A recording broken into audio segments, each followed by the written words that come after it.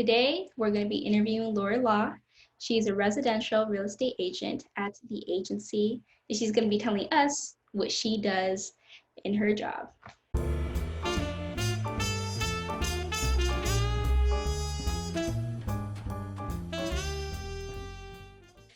Hello, hello, Laura. How are you today? I'm doing fabulous. Wonderful. Thanks for asking. Fantastic. So before we get into what you do and how you got there, can you tell us a little bit about who Laura is exactly? Wow. If I could sit down forever and I could tell you. Laura is, so I am 39 years old. I am a wife to my best friend and my business partner. I'm a mother, yes. I'm a mother of two beautiful daughters that are 3.5 and 5.5. One who just started virtual distance kindergarten about 8 days ago. Yeah. So that's been really new and exciting. And I'm someone who's passionate. I mean, I think through this pandemic time period has really truly found myself and is really excited about life, taking obstacles and really taking them by the horns and making the best damn lemonade ever. And just really, really connecting with people and building relationships. So that's wonderful. Congrats to your little girl for starting kindergarten. And it's great that you get to work with your best friend and your husband in your job. I mean, what is that career? What is that career where you get to work with your best friend and make money doing it too? So we are both in residential real estate. He is a broker and I'm an agent. And we are, as much as people, they ask me, how do you work with your husband? Especially since quarantine happened and everyone had to stay home and work from home. They're asking me, how do I do it? And as much as one would imagine that you were like joined at the hip working together, there's a lot of separate, we've got each our own separate business. We have our separate clients in real estate. So often we just like other couples, we have to kind of reconnect and regroup at the end of the day, to kind of talk about our highs and our lows, our joys and our wins and successes, as well as our challenges, just to kind of recap and regroup together every night. Fantastic. How did both of you decide that this is what you were going to do? I mean, what does that journey to being a broker and an agent look like? Well, so my husband has been in the real estate game, much longer than I have. I've been in real estate. I transitioned into real estate about almost 4 years ago. Oh. Yeah. I was in a complete different industry prior to this. But we in general have great chemistry together, whether it's even outside of business. So we figured, why not join up together? We actually started a team within our brokerage. And so we love inspiring, and our whole motto, our whole theme is, we want to leave people in a better place than when we first met them. And so it kind of was natural for us to want to work together. We really enjoy spending time with each other. I think we actually make other people grossed out when we want to spend that much time together, because they ask me, don't you want to have your own alone time? And I don't really want that, and neither does he. So, it kind of worked out that way. That's lovely. That's so beautiful. I love hearing that. Honestly, that's really cute. And I'm glad that both of you have been able to work together and really sustain like a life for each other, and also do something that you both really enjoy. I wanted to ask you specifically, what was the field that you were in before all this? So prior to this, I was in fashion, specifically merchandising / buying.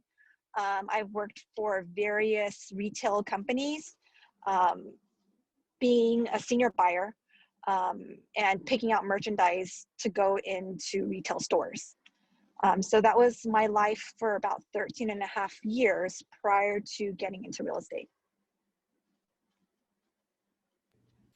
And what did you do in college to end up in fashion?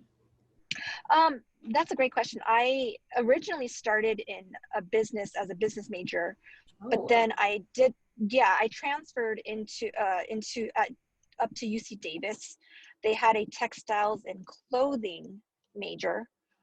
So I got to learn the chemistry side of it as well as the business aspect of it.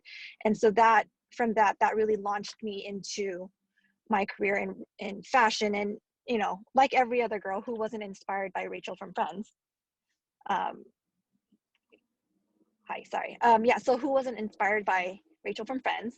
And that's why I really wanted to get into fashion. Well, one of the reasons. And so I transferred over there, and I got to, right after that, I went into working for Mervyn's Corporate as a business analyst up in Hayward. So that's kind of how I got in.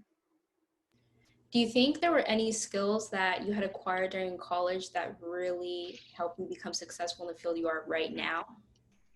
In the field that I am right now, you mean real estate? Um, I don't know if I want to be the one to burst anyone's bubble, but the book piece and analytics of it, not so much. It's more about how do you do in social settings? How do you connect? How do you communicate? How do you relate? Those are the pieces. And, you know, in between when you graduate college, when you're like 22 to now, I mean, I've had quite a few years in between then. And it's really the experiences and the relationships that you build with other people that are really going to prepare you for the real estate career. So, Laura, what do you think is one of the most challenging parts about your job? Uh, um, you, I'm not sure if you know that the percentage of agents that actually get licensed, how many of them actually drop out after their first year. An extremely challenging industry to be in. If you can tough it out, and it's not hard to do, it's just compounding different habits, building successful habits, and sticking to it for a long period of time. That's what's really gonna, that's the challenging part. Um, you the things that you need to do to be successful are things that are maybe not the most fun, maybe not the most glamorous as much as they glam it up on TV. But if you go into it with an open mind, um, you know, you're gonna have a lot higher success rate of being successful in real estate. I think the biggest challenge is um, the biggest challenge would be not feeling rejected, right? Because in this, it's sales. Like you're putting yourself out there to help someone with the largest transaction of their life, if not one of the most the most important transactions of their life. So you're gonna run into a lot of rejection. You're gonna run into a lot of maybe not so nice words, not so nice feelings, and you have to have thick skin to get through it. A lot of people, they don't tell you that. Um, and so a lot of people, they learn it the hard way, or they don't learn at all because they stop. So that, I would say, that's one of the biggest challenges.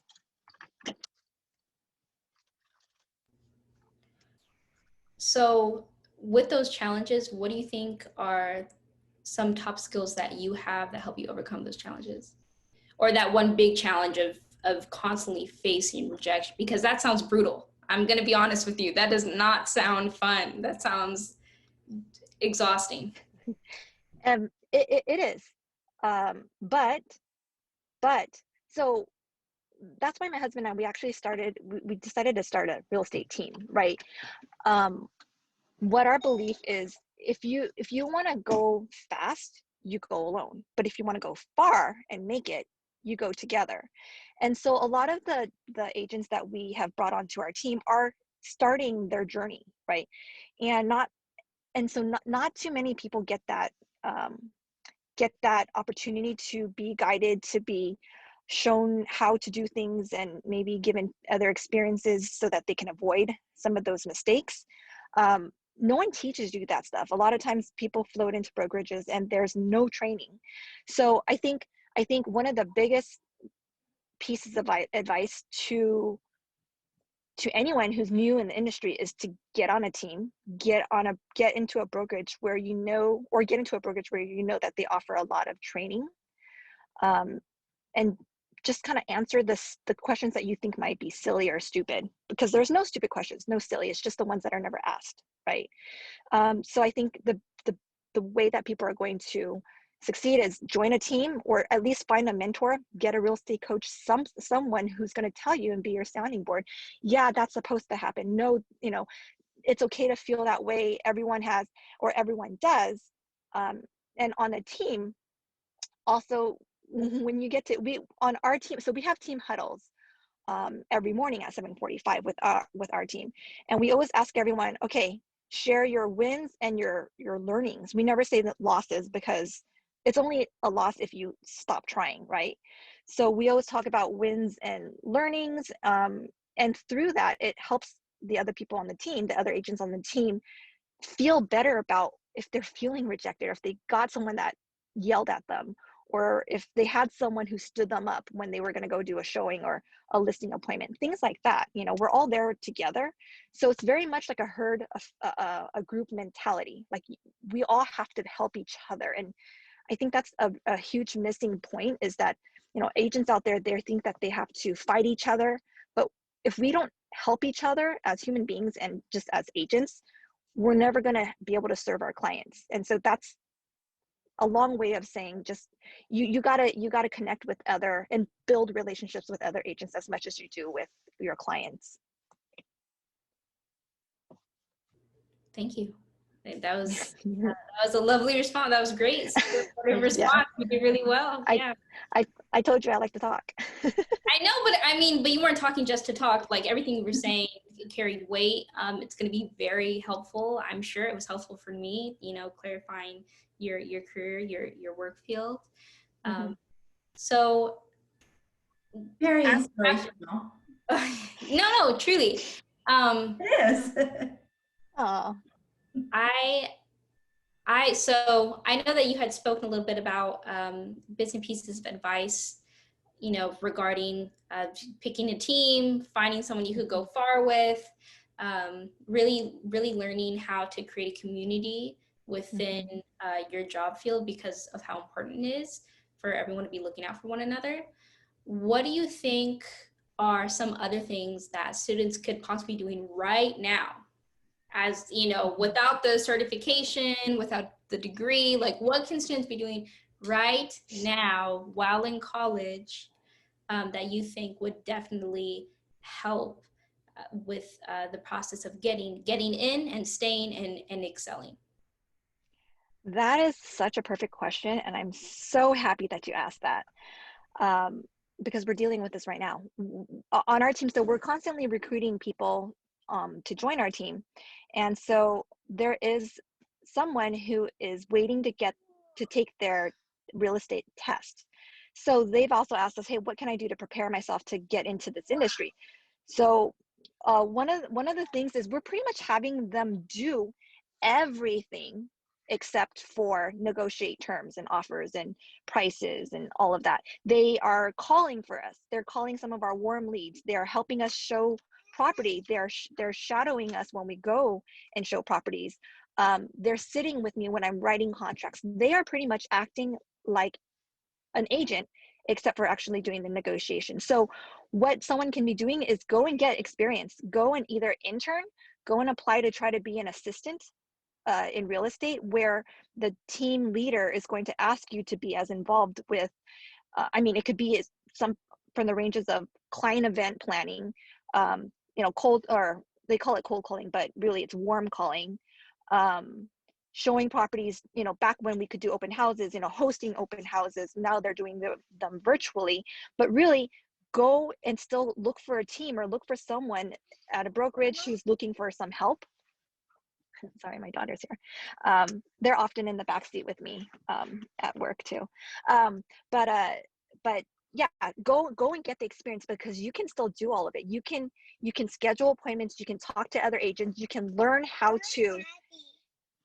You can learn how to act. You can learn how to speak, and it's crazy how much pressure it relieves from you when you're not responsible for your own commission and income, when you're either doing it for the learning for interning, or if they're paying you like a salary or like an hourly pay, how much pressure it relieves from you from being rejected. Like if you're calling and someone says, they hang up on you, that could feel not great. Or if you're calling someone and they're like, never call me again, your feelings aren't going to be hurt. You're just going to be like, okay, on to the next, like, to the left. But so my advice would be, go and get that experience. Go and be a showing agent, go and be an assistant, go and be an admin, go and be someone who helps take locks boxes off, like they call them runners.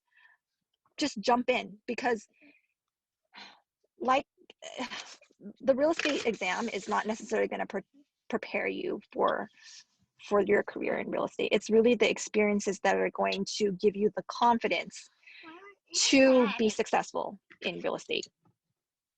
So Laura, thank you so much. So far, you've been a great interviewee. Very, very amazing. I wanted to ask one more question, and then you could be on your way. If you could talk to yourself 5, maybe even 10 years ago, what would have you told little Laura? I would have told her, it's okay to fall. It's okay. You don't have to be perfect. Actually, you're gonna learn faster if you fail. You can fail forward, but if you never try anything, you're never gonna get anywhere. Don't be afraid to just be yourself. You like to talk a lot. Just be relatable, be yourself. Don't try to be what you think people want you to be. Don't try to say things and laugh at things that you think that people want to hear or want you to laugh at. Just be you, just be yourself, and the rest will come.